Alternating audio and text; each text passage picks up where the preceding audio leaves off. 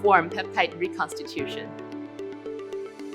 If the SP100 is not already on, turn on the SP100, MPE power unit, chiller power unit, and instrument computer.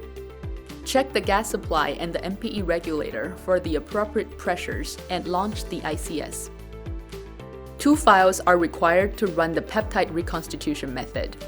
The Peptide Quant data file, which is a Microsoft Excel file. Before you begin, obtain a template from your Seer FAS or support@seer.io.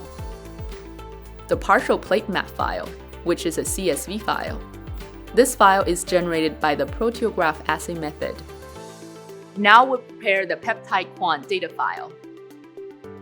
Rename the Peptide Quant data template file by adding underscore, the peptide collection plate barcode number, and underscore data to the end of the file name.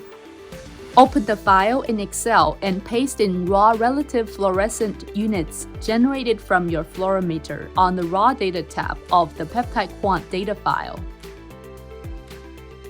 Navigate to the third sheet labeled Recon Tool and enter your desired reconstitution concentrations. Save the file and close Excel.